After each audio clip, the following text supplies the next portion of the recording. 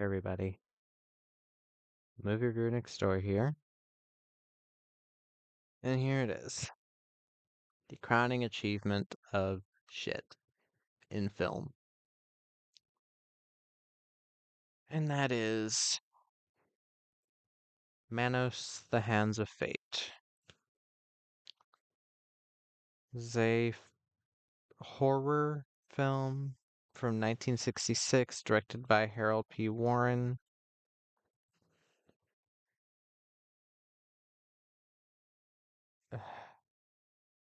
And yeah, this is one of those movies that is baffling to watch. It's very, you know, no excuse for the film being this terrible, kind of bad. And yeah, it's just like it's irredeemable. That's what it is. It's it's a pile of trash. And yes, I'm not trying to devalue the filmmakers, but here's the thing. If this film was like a passion project, I wouldn't be giving it a 1 out of 10. I rarely do that. I do that for movies that I despise. That I can despise the making behind them, I can despise the quality. Because again, with the budget this film had, it could have done something. Movies back then were made for around this type of budget many times. So the fact that in today's money, this film was made for $170,000, in that time it was 19,000, which even that nowadays, you have films like Paranormal Activity. Birdemic has more filmmaking prowess than this. Birdemic was at least shot on film. This film, this film was made on a dare. A guy dared another guy, "Oh, I bet you I can make a horror film on a low budget and get it into theaters." Well, he did it. I hope he's fucking happy. I hope he got all the riches that he wanted. I doubt it. Kind of hope this motherfucker went bankrupt because that's basically what filmmaking became nowadays. Excuse me. Filmmaking has basically become, oh, I have a decent idea, but I'm only doing it for the money. No one does it for the filmmaking tact anymore. Nobody does it to be an original film anymore. And when I say that, I don't mean like independent. Independent film is constantly doing cool shit. I mean Hollywood shit. Indie action films, indie film in general has been skyrocketing in popularity and accessibility. And yeah, if you need to find something specifically for you, yeah, you can find it. Like independent stuff, you will find something that suits your tastes.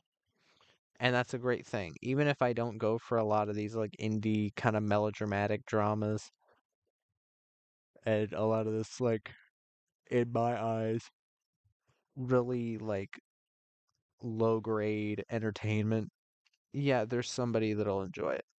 I can't see anybody enjoying this because there's nothing here. This is a movie where legitimately I had a tough time watching. I had a tough time getting through this fucking movie because the fucking, like, this is a film where every single shot, and I don't mean some, I don't mean a couple, every shot goes on 5 seconds longer than it has to. The thing behind this film was the camera that they used. I don't remember what kind of camera they used, but I'm guessing it was a more compact camera. Was one that could only record for 39 seconds at a time.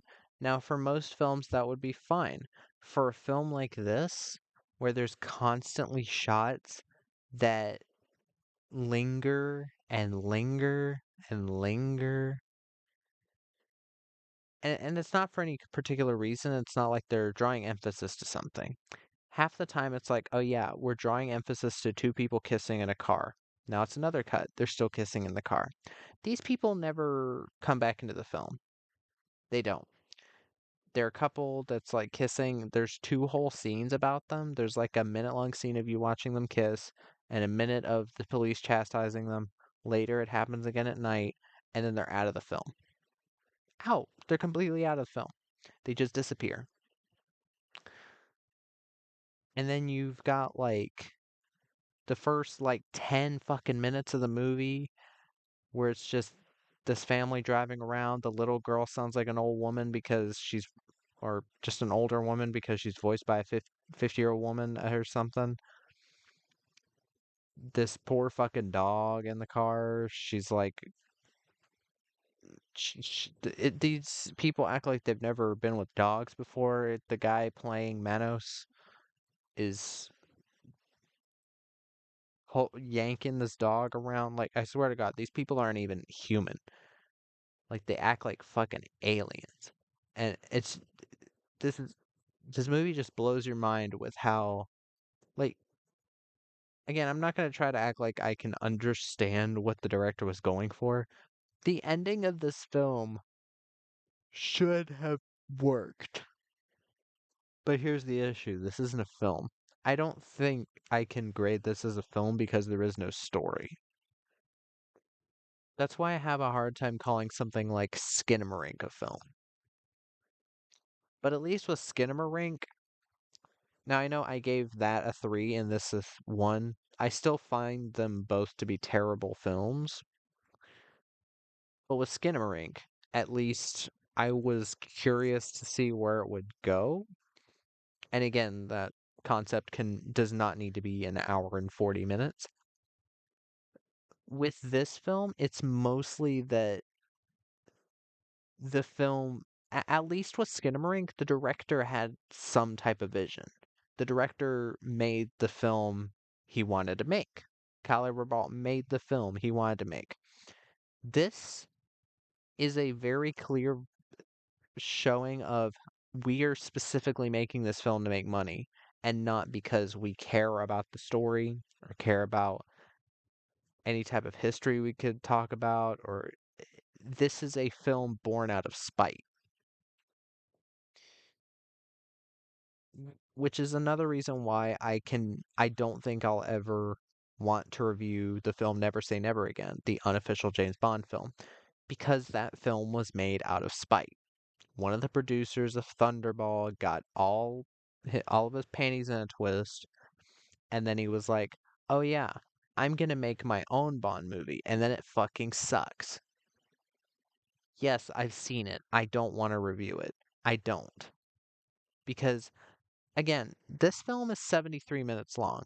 Without credits, it is 65 minutes long, and it is painful to fucking sit through.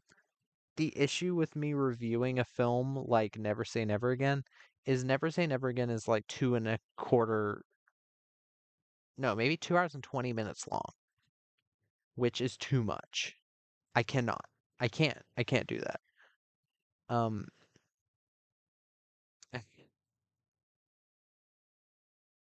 it's just it's too much for me. I can't do that. That's I can't even give that to this movie because that makes this film barely a film. I can't really consider this a film because it's not film length. Without credits, it is 100% not film length. 65 minutes is not enough for a film. It's not. This film has no story to it. My whole thing this whole time has been like, oh yeah, a movie can't be considered the worst movie of all time if there's anything that I can compliment.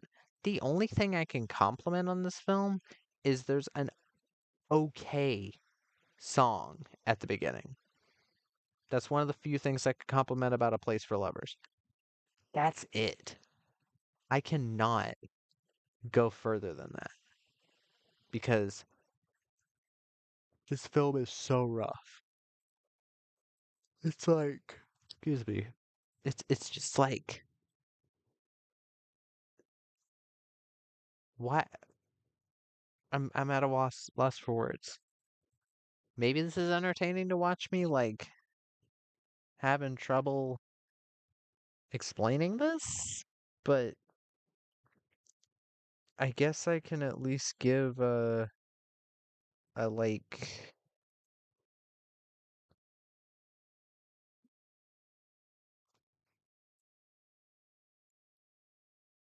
whatever spoilers.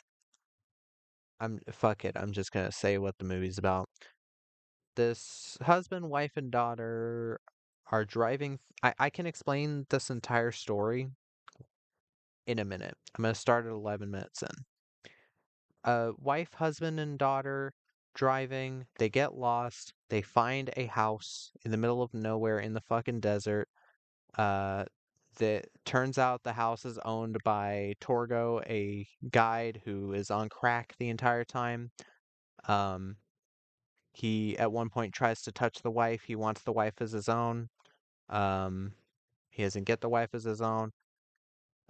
There's there's a spirit that owns the house named Manos, who is a vampire kinda, and he has a bunch of zombie wives. And by the end of the film, the husband has been turned into the new Torgo because Torgo has been sacrificed to the devil. The wife and daughter become, well, the wife becomes one of his new brides, and the daughter becomes a child bride. And these two women come to the house, and there you go. In 1 minute, I described what happened in the entire film. The actual film is 73 minutes long with credits. That's not a good sign. There's no surprise twists or anything. The ending is supposed to be this big shocking ending that the poster's talking about. Like right here, let me show you. No one seated the last 10 minutes. We defy you to guess the ending and ask you not to divulge it. It literally says that right there. The top, the top of this poster, this is one of the original posters. A cult of weird, horrible people who gather beautiful women only to deface them with a burning hand.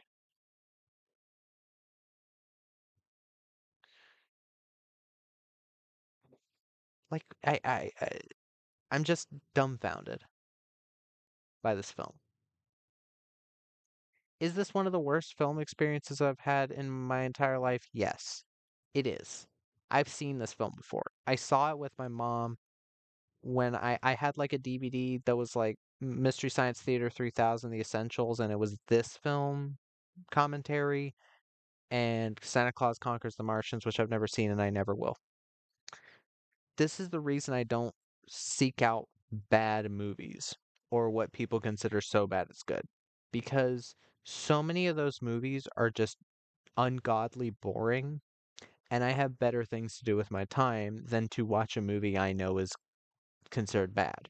There are movies that I have given, a chance to because I'm like, oh, it's just an action movie. It has to be fun. There are plenty of movies on there's been movies on the bottom 200 of IMDb that I've legitimately liked. There's one movie that a lot of people will probably not know. It's called Simon Says, starring Dennis Rodman and frickin' Dane Cook, who I do like as a comedian legitimately. I don't understand the hate for him other than stealing the one Louis C.K. joke. I really like him as a comedian. I found that movie to be fun. I don't. Yes, there's some terrible CGI. Not the only film from the late 90s, early 2000s to have bad CGI. There's some bad green screen. There are some bad jokes because it's an action comedy. But for the most part, it's just a not badly made action comedy. It's like decently well made, especially for the lower budget it had. And I feel like a lot of these movies get really taken out of like I feel like a lot of these movies just it's just people want to hate something. Now again, I know people will get mad at a term like that, but when you go into a movie and be like, "Oh yeah, so and so made it, so I'm definitely gonna hate it." Yeah, what's gonna change your mind? Even if the movie's good, you're gonna say you hated it because you hate the person involved. That happened with Run Hide Fight. That happened with Shut In. That happened with Sound of Freedom, where people aren't judging the film on the films on their filmmaking merits or for what the films do right. All they can say is, "Oh, conservative, conservative, conservative." You know what? Conservatives don't hate liberal movies just because liberals made them. That's not because most of Hollywood is liberal. So a lot of these movies are made by people who are liberal. We don't bitch about that. I don't bitch about that because they're film. I don't think films are inherently political or need to be inherently political unless they are talking about politics. But anyway, this film is just a dumpster fire. That's what it is. I'm not going to rage, I'm not going to scream because that's not me. I feel like I'm might sound weird, but bigger than this film. I don't feel the need to. Well, I mean, there are definitely people who are very entertaining when they start yelling in a movie, but this movie just took it out of me. If I didn't watch it with people, I couldn't have gotten through it. This movie is never going to be in my head again. I have pushed it out of my mind. Yeah, that was my review of Manos Hands of Fate. If you've seen the film, comment down below, like the video, subscribe, comment, whatever, and movie review next door.